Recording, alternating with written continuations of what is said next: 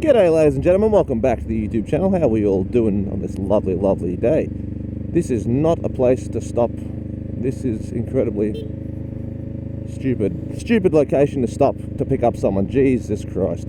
Anyway, it is a wonderful day, and I thought I'd do a little follow-up to what was essentially yesterday's video, and that is, how does the Honda Rebel 500 compare after riding a real cruiser, a man's bike, if you would, because that's what a lot of big boy Harley boys would say. Now, Eric from yesterday's video actually enjoyed the Honda Rebel, and I mean, look, if you're not stupid and mature enough to understand bikes, you can see the value of this bike, and Eric's clearly got the maturity side of things. He's not just a big bike displacement boy. He goes, it's a good little town bike, and it's exactly what the Honda Rebel is. But comparing it to a traditional cruiser, which one day I hope to own on the side of my more sportier bike, because I think it's good to have one of each. And look, the Honda Rebel compared to a big boy cruiser is an entirely different kettle of fish for multiple reasons. The Honda Rebel's characteristics are very dissimilar to your standard cruiser, right? The only thing it sort of shares with the Harley is its sort of blacked out styling and cruiser look, all right? Besides that, there is really nothing that is similar to these bikes. Now, the Honda has the mid controls, and look, the Harley had mid controls, but Eric changed it to forwards. And look, the mid controls on the Harley are still more forward than these ones. These ones are very close to you. Everything's a lot more tucked in. It's a much smaller experience, much smaller package, whereas the Harley's much more relaxed. The Harley is large and in charge. It feels more planted, so when you're doing stuff like this, obviously the Harley doesn't like moving as much, whereas the Honda Rebel, well look, she flicks. Now, she doesn't flick as much as a naked bike because of that fatter tyre in the front. Now, I know the 1100 has a skinnier tyre, but you know what I mean? It's got a little less turn-in than some bikes, but compared to the Harley's a bit more like this when you're doing that stuff, whereas the Rebel you can really sort of flick around and enjoy, alright? That's the first most noticeable thing, besides the indicators, of course. Now, one thing you notice a bit more from the Honda Rebel versus that one. Now, I don't know about the 1100. I'm sure it'll be not as intense, but still notice when you do this, right? Notice how when I accelerate, look at the speedo. I might go up 1 kilometer. When you do it on the Harley, you feel it chunking at you, mate. You feel it yeet you forward. I love when cars can't turn into a lane. But yeah, when you do this, you really feel that torque.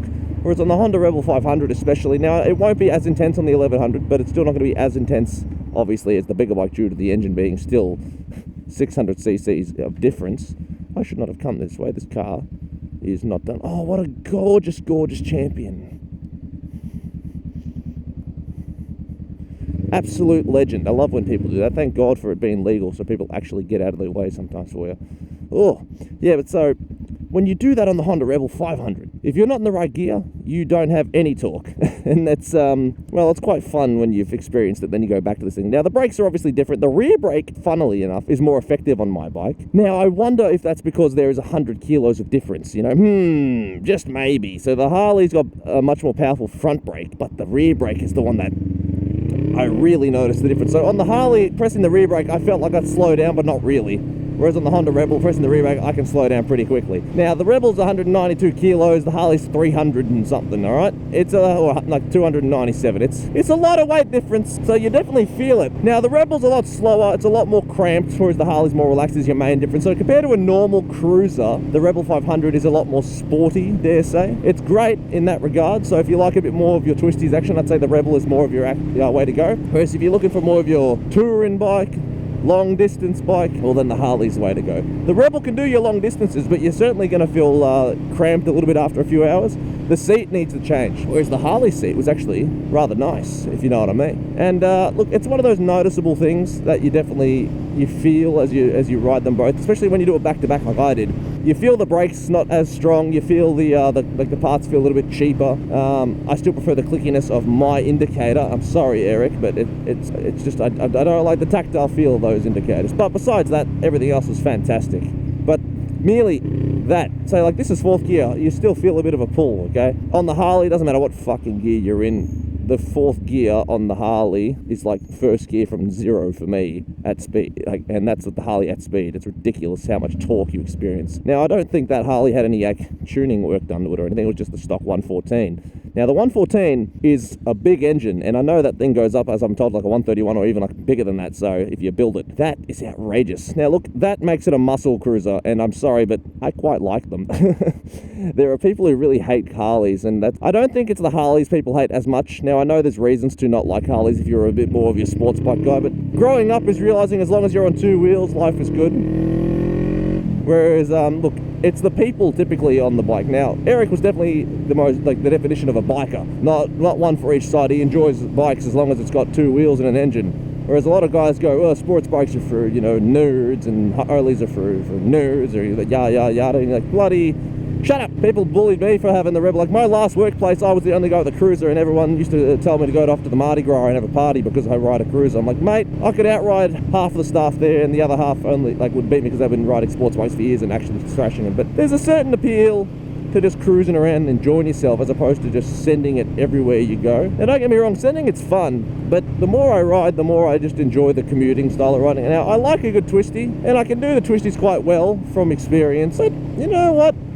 I like a good cruise, and I know one day I'm going to end up with purely just the cruiser bike, but I got to enjoy my sportier bike first. But because I don't ride with anybody besides the YouTube group rides I do, I don't really do, like, my mates don't ride anymore because one of them's bike's in the middle of whoop whoop and he just hasn't got access to them because he's way he's living and stuff. But I'm just out here living, cruising by myself, and when you're just simply cruising by yourself, you find it a little bit harder to just need to go out there. Now look, don't get me wrong, I'm not saying you need people to ride with to enjoy a ride in the twisties, okay? That's not what I'm saying. It's a 60 zone. Why am I catching up to everybody like this? What the hell's going on? Yeah, but that's not what I'm saying at all. You do not need a fast bike and a group of mates to enjoy the twisties, okay? You can go out and enjoy the twisties on your Honda Grom by yourself. You can enjoy the twisties by yourself at any point in time. You do not need friends to do such things.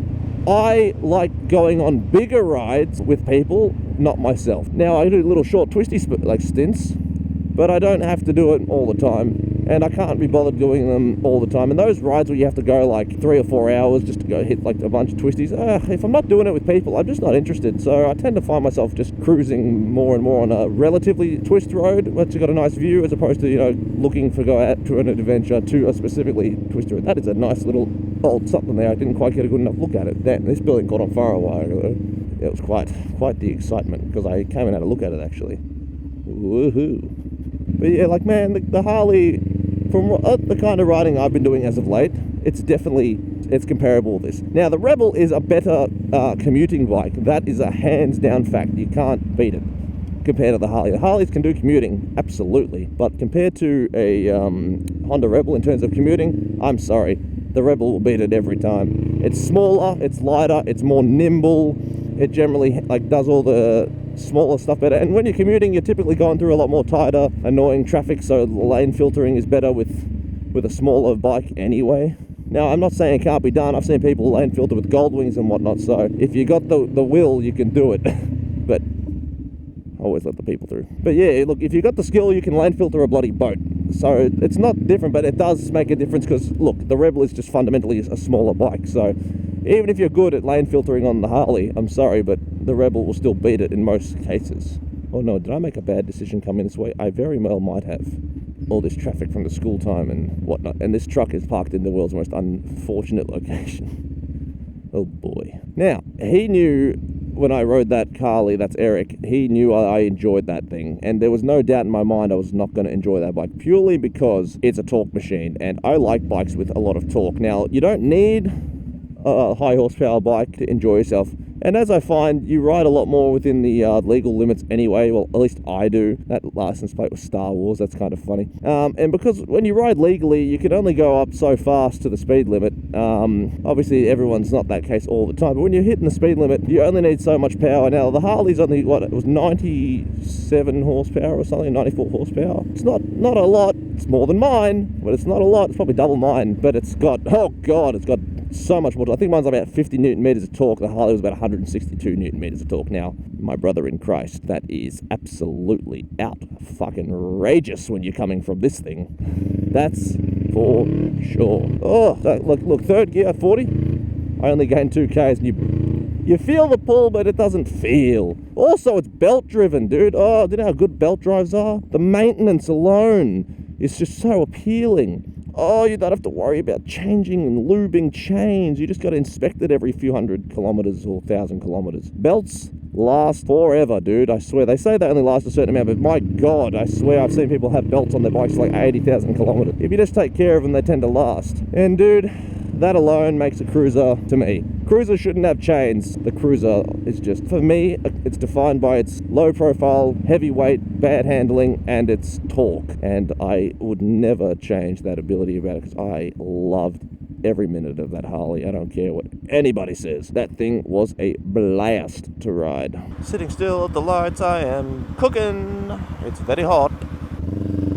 Oh boy.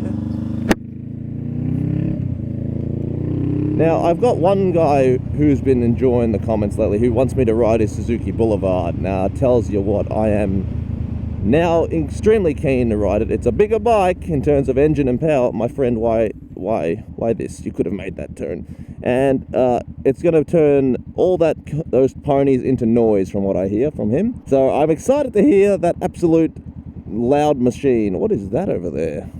It's a BMW something or other. It's kind of cool. But dude, so the Honda Rebel compared to most cruisers, it's a lot lighter, it's a lot more nimble, it's a lot less torquey. It accelerates relatively quickly in comparison to 100, like a lot of the Harleys and other cruisers, mainly because of its small size and easy power delivery, so it doesn't spin, it just goes. So in terms of main acceleration, it still gets there, but it doesn't have that power at the higher RPM. Like RPM's not the right, higher speeds, because it just doesn't have the torque. But dude, that's it. Oh, there's trimmings, I gotta lay her down. I enjoyed every minute of that bloody thing, and I really, really recommend, if you have the chance to ride one, give it a go and just see how you're feeling it, because it almost damn near convinced me that maybe I should just get a cruiser again, because of the, like I said, because the kind of riding I do, there's just no need. That sign is facing the wrong direction. See, that stop sign is always wrong. Nah, it's actually twisted all the way around. It's supposed to be facing this way. Oh, everyone knows that park up there. We're not going to that park at the moment. We're just going to cruise through this way here. There's a milk bar down here I want to go to. But ladies and gents, the Honda Rebel is a better little city bike, but if you want to have that Harley like lifestyle, loud pipes, cruising and look, the Harley wins, I think, in the like looks. The Rebel doesn't look bad, don't get me wrong. The Rebel, I think, is an absolutely gorgeous machine. They designed it really, really well, but the Harley looks better to me. All right, but that's all my thoughts on it. They're both great bikes. Neither is better than the other. They both excel in their own ways. All right, but that's all I have time for. So if you agree with me, tell me down below. Otherwise, ladies and gents, I would like you to take it easy, keep it cheesy, make sure you always ride safe, and oh, it's so weird having all that lack of power now after the other one. Otherwise, peace, bye!